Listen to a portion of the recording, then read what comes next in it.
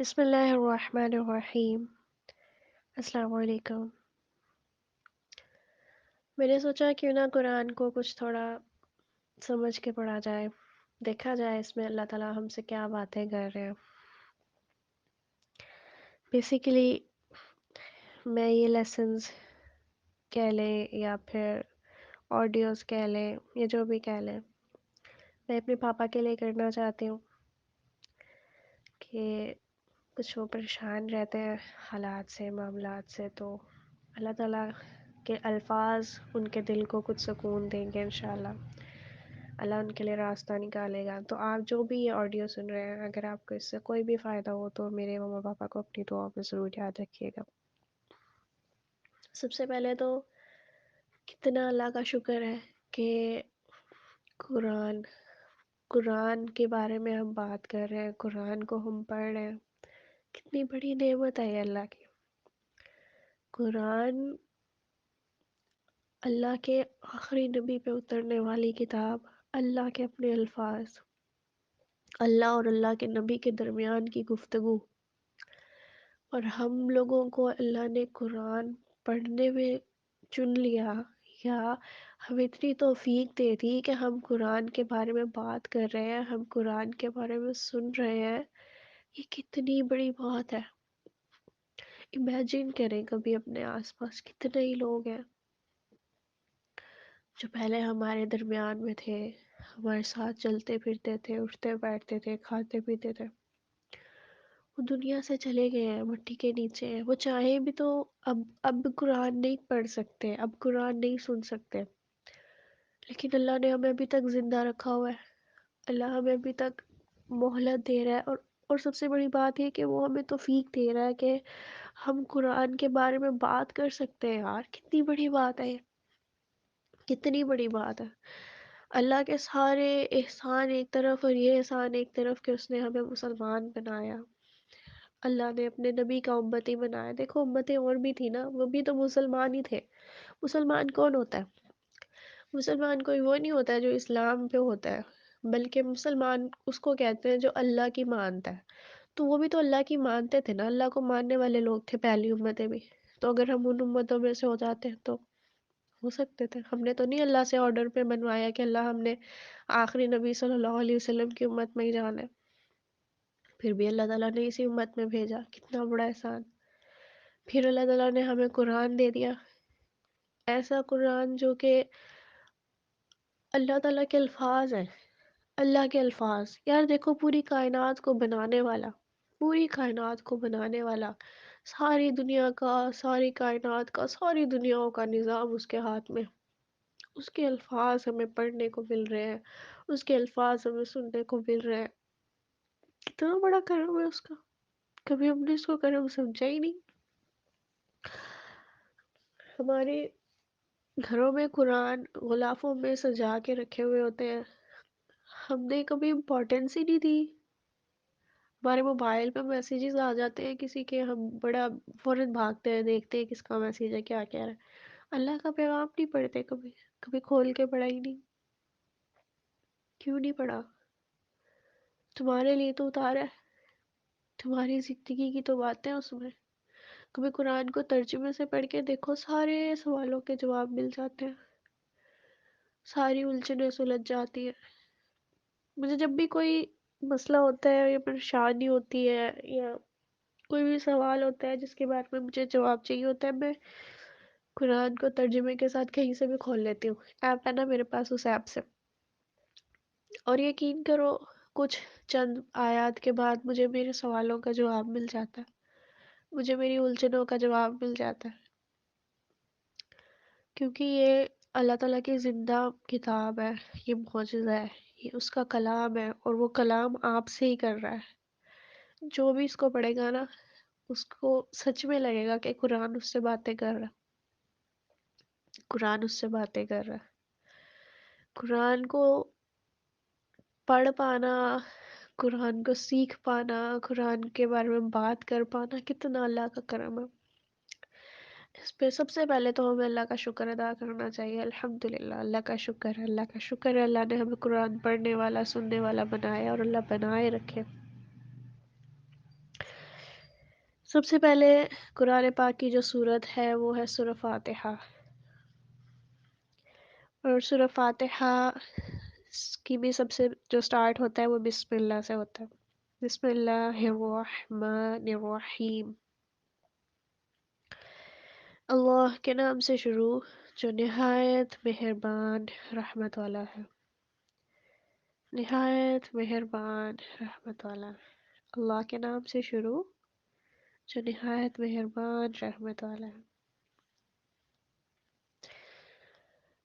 اب قرآن کی ابتدا کس چیز سے ہو رہی ہے؟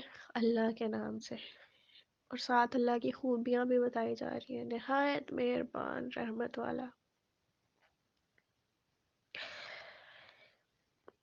قرآن پاک کی ابتدا بسم اللہ سے اس لیے کی گئی ہے تاکہ اللہ کے بندوں کو سبق ملے کہ انہوں نے اپنا جو بھی کام کرنا ہے وہ بسم اللہ سے شروع کریں، اللہ کے نام سے شروع کریں۔ اللہ کی کتاب ہی اگر اللہ کے نام سے شروع ہو رہی ہے تو پھر اور کون سا کام پیچھے رہ جاتا ہے جس میں ہم نے اللہ کا نام نہیں لینا؟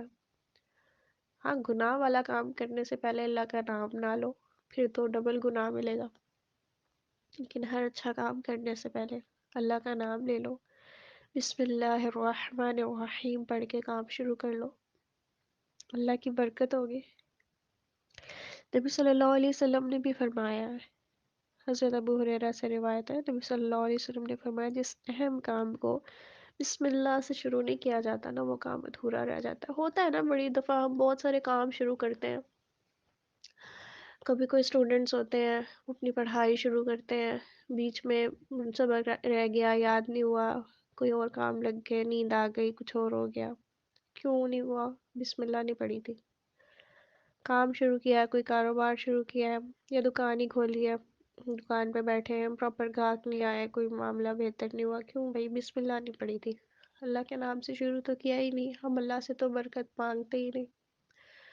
ہم کاروبار کی ٹینشن میں بہت رہتے ہیں، لیکن ہمارے پاس بعض اوقات اتنا ٹائم نہیں ہوتا کہ ہم اللہ سے بیٹھ کے باتیں کریں۔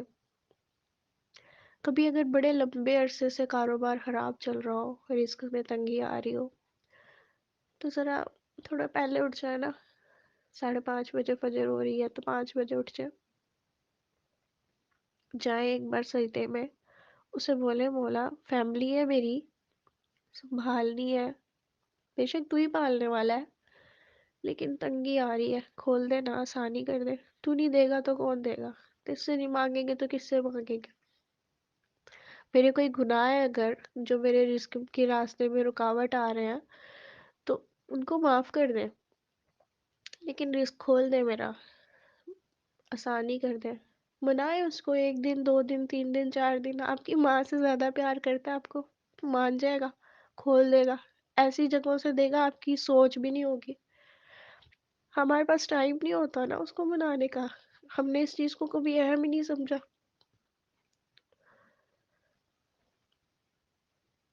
تو مسلمانوں کو چاہیے کہ ہر اچھے کام کی ابتدا بسم اللہ الرحمن الرحیم سے کریں۔ الرحمن الرحیم، بہت مہربان رحمت والا ہے۔ دیکھو شروع میں ہی بتا رہا ہے آپ کو، یہ نہیں کہہ رہا کہ میں جبار ہوں، میں قہار ہوں، میں آپ کو جو ہے نا گناہ دے دوں گا، میں کوئی نعوذ باللہ ایک ماسٹر کی طرح بیٹھا ہوا ہوں صرف آپ کے نمبر کاٹنے کے لیے، جیسے ہی غلطی کرو گے آپ کے سارے نیک کاموں پہ کاٹا پھر جائے گا، دوزخ آپ کے لیے پکی ہو جائے گی۔ نہیں، ایسا نہیں ہو رہا۔ ایسا ہوتا نا تو اس میں سٹارٹ میں آپ کو ڈراتا، اور جسے کہتے ہیں نا first impression is the last impression, اس نے فرسٹ امپریشن کس چیز کا دیا؟ بہت مہربان رحمت والا، اتنی رحمت والا اللہ، اور ہم اس سے دور بھاگ رہے ہوتے ہیں۔ اللہ تعالیٰ نے اپنی ذات کو رحمان اور رحیم بتایا ہے تو یہ اس کی شان ہی نہیں ہے کہ پھر وہ رحم نہ کرے۔ ایک قصہ ہے، ایک دفعہ ایک بھکاری گیا کسی گھر میں مانگنے کے لیے، بہت بڑا عالیشان گھر تھا، اس کا بڑا سارا خوبصورت سا دروازہ تھا۔ اس نے دروازہ بجایا، پوچھا گیا کیا دے دو کچھ اللہ کے نام پہ، انہوں نے تھوڑا سا دیا۔ تو دوسرے دن وہ آیا اور کٹھارا لے کے نا گھر کا دروازہ توڑنا شروع کر دیا۔ گھر والوں کو بڑا غصہ آیا، انہوں نے آ کے پوچھا یہ کیا کر رہا ہو؟ اس نے آگے سے کہا کہ اتنا بڑا دروازہ لگایا ہوا ہے، اتنا عالیشان گھر بنایا ہوا ہے، یا تو جتنا بڑا دروازہ ہے اتنے بڑے اپنے دل بھی کر لو، اتنا بڑا دے دیا کرو، یا پھر جتنے سے دل ہے اتنا سا اپنا دروازہ لگا لو۔ تو یہی معاملہ اللہ کی ذات کا ہے، اس کا در ہی اتنا بڑا ہے کہ اس نے ہمیشہ اپنے در کے مطابق دینا ہے، ہم نے اپنی چھوٹی سوچ کے حساب سے مانگنا ہے، اور اس نے ہمیشہ اپنی رحمت کے حساب سے دینا ہے۔ اللہ سے دعا مانگتے رہنا چاہیے، اے اللہ تعالیٰ، رحمت کے بڑے بڑے سمندروں کو بھی اگر اکٹھا کر لیا جائے نا تو بھی تیری رحمت کا مقابلہ نہیں کر سکتے۔ تو کرم کر دے، تو مجھ پہ رحم کر دے، میرا اور کون ہے تیرے علاوہ؟ تو ہی تو ہے نا، بس تو ہی تو ہے۔ تجھ سے تو میں نے مانگنا ہے، تجھ سے نہیں مانگوں گی تو میں کدھر جاؤں گی؟ مناؤ نا اس کو۔ کوئی بھی مسئلہ ہے آپ کا زندگی میں، مجھے نہیں پتا آپ کی زندگی میں کیا مسائل ہیں، وہ زیادہ بہتر جانتا ہے۔ آپ کی پڑھائی آپ کا مسئلہ ہے، آپ کا جاب آپ کا مسئلہ ہے، آپ کا کاروبار آپ کا مسئلہ ہے، آپ کی اولاد آپ کا مسئلہ ہے، آپ کی صحت آپ کا مسئلہ ہے، میاں بیوی میں کوئی معاملات ہیں، یا کوئی بھی ایسا معاملہ ہے جو آپ کے لیے پریشانی کا باعث ہے، مجھے نہیں پتا وہ کیا ہے، آپ کو پتا ہے، اس سے مانگو نا، اس کو حوالے دو، اسے کو آپ نے خود ہی تو کہا ہے کہ میں سب سے زیادہ رحم کرنے والا ہوں، سب سے زیادہ مہربان ہوں، تو کرم کر دینا مجھ پہ بھی، مجھے بھی دے دے۔ میرا یہ مسئلہ ہے، ایک بار مانگے، دو بار مانگے، تین بار مانگے، چار بار مانگے، مانگیں گے وہ دے دے گا۔ وہ کہتا ہے ادعونی استجب لکم، دعا مانگو مجھ سے میں قبول کروں گا۔ پھر ایک جگہ پہ کہتا ہے اے میرے حبیب میرے بندوں کو بتا دے، جب وہ میرے بارے میں پوچھے انہیں بتا دے میں تو بڑا قریب ہوں۔ وہ خود کہتا ہے قرآن میں شہرک سے زیادہ قریب ہوں۔ شہرک پتہ ہے کیا ہوتی ہے؟ شہرک ایک ایسی رگ ہے آپ کے گلے میں جو کنیکٹ ہوئی ہوئی ہے دماغ سے، اگر وہ شہرک کاٹ دو پورا جسم اسی وقت ختم ہو جائے گا۔ تو میں آپ کو تصویر بھیجوں گی اس کی، وہ اتنے قریب ہوتی ہے انسان کے، اس نے کہا اس سے بھی زیادہ قریب۔ جھانک کے دیکھا کبھی اپنے اپنے دل کے اندر کہ وہ کدھر ہے؟ ہم نے اس سے بات ہی کرنے کی کوشش نہیں کی، ہم مسائل پہ پریشان ہوتے چلے گئے، یہ مسئلہ وہ مسئلہ حل نہیں ہو رہا، یہ چیز ہو گئی وہ چیز ہو گئی، اس کو منانے کی کوشش ہی نہیں کرتے۔ کیا پتا ہمارے کون سے گناہ ہیں جو ہمارے معاملات کو مکمل نہیں ہونے دے رہے۔ استغفار کر لو، منا لو اس کو۔